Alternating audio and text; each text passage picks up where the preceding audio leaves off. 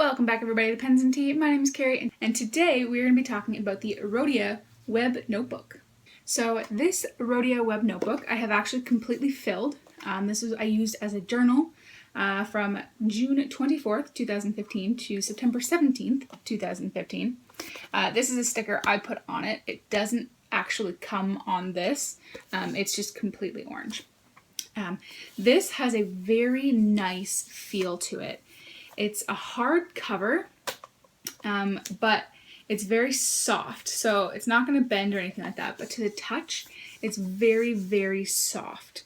It kind of has like a pillowy type effect to it, kind of like a leatherette-ish, so it's a soft, hard cover. There is an envelope in the back of the notebook, which, hey, I actually have something in there. I didn't know that. So that is handy, and it comes with a ribbon marker to, obviously mark where you left off. In this case, it's at the very back because I'm done this notebook. And it also comes with get back in there, elastic band. And this elastic band is really nice. It's soft to the touch, but and it's got some pull. But it's pretty tight. So it's gonna hold your notebook closed and you're gonna have no issues with that. And this paper, magnifique. It lends to amazing shading, amazing sheen, slightly longer dry time because of those, but you're not gonna get any bleed through. You're going to get very slight ghosting, but it will absolutely not affect your ability to write on both sides by any means whatsoever. You do have to break this notebook in a little bit as far as its ability to lay flat.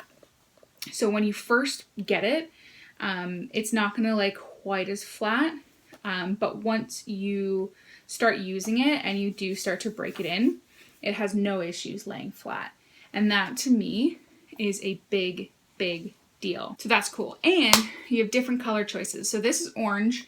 Orange and black are the kind of main Rhodia choices, but they do make colored versions where you could get like a sky blue, a red, a raspberry color, a purple, a brown, all kinds of good stuff. The line width on this version is 7 millimeters. So for me, that is perfect. 7 millimeters, even 6 millimeters, I can deal with, but 7 is my preference. 8 I find is far too large, especially because my writing can be a little bit small sometimes. 7 millimeters is perfect because it's large enough for when I'm using, medium or broad nibs so that it doesn't feel like I'm cramping it in there like it does on 5 millimeter line ruling.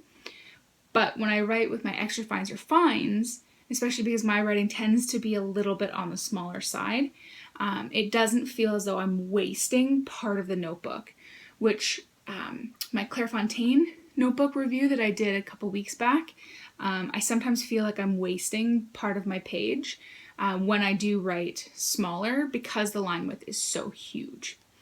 So I appreciate the 7 millimeter line ruling in here. It's also 90-gram ivory paper. And there are 96 sheets, so 192 pages. It is not numbered like the Lloydstrom notebook, so you either have to number it yourself, like I've actually done, or just let it be and there's nothing. There's only 2 things that bug me a teeny bit about this notebook, and that is the large branding on the front.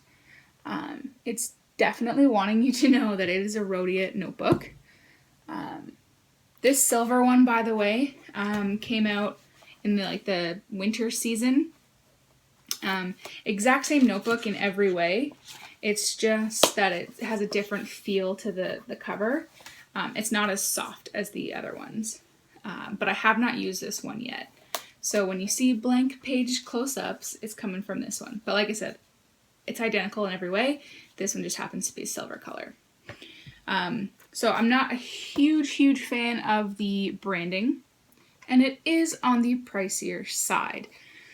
So the beautiful paper, the beautiful finish, the fact that it lays flat, the excellent line width, the awesome band, the pocket in the back, the ribbon marker, all of that adds up.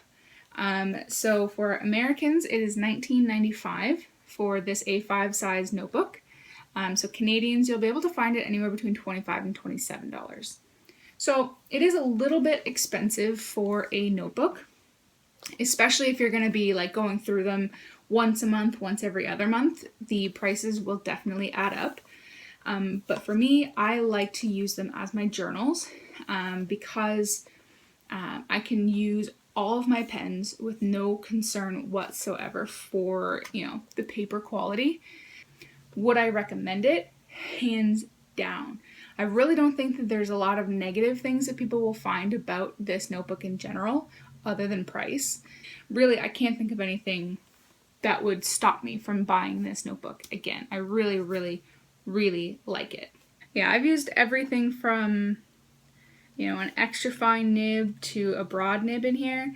I've used inks like Diatramentis Cola, which is actually one of my favorite inks. Is a little bit prone though to feathering on lesser quality paper. I've used everything really in this notebook, and never once have I had an issue with bleeding, I've never had any feathering, I've never had anything on this paper.